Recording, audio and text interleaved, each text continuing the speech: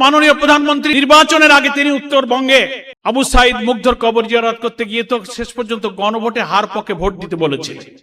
এখন মানুষ আমাদের প্রশ্ন করে, তাহলে প্রধানমন্ত্রী তো দেখলাম গণমাধ্যমে ভোটের দিন 12 ফেব্রুয়ারি উনি ভোট কেন্দ্রে ঢুকলেন। তো ভোট কেন্দ্রে ঢুকলেন মানে আপনি হাতে ভোট দিয়েছেন? যদি তা দিয়ে থাকেন, হাতে ভোট দেওয়ার অর্থ হলো 84টি সংস্কারের বিষয়ে, 47টি সাংবিধানিক সংস্কারের বিষয়ে আপনি হাতে ভোট দিয়েছেন, যে হাতে কোনো নোট অফ ডিসেন্ট ছিল না।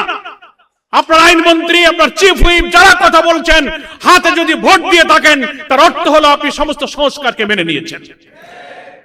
তা যদি মেনে নেন, তাহলে আপনি তার বিরুদ্ধে এখন কথা বলেন, ওটাকে অবৈধ বলেন, ওটা বেআইনি বলেন, তাহলে কি আপনি আপনার দেওয়া ভোটকে অস্বীকার করবেন?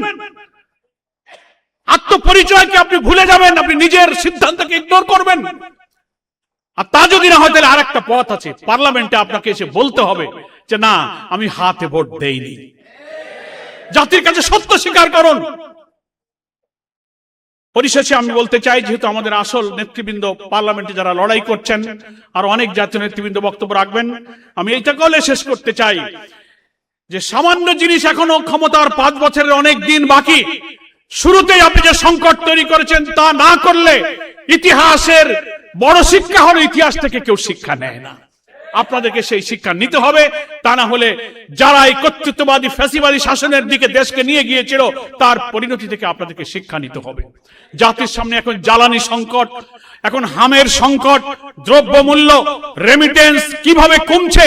ক্ষমতায় এসে 1.5 মাস পারেননি, 42,000 কোটি টাকার মতো ব্যাংক থেকে আপনারা লোন করেছেন। সব জায়গায় আপনারা হাত দিচ্ছেন, অমুককে সরাও, অমুককে পাল্টা, অমুককে রিজাইন করো।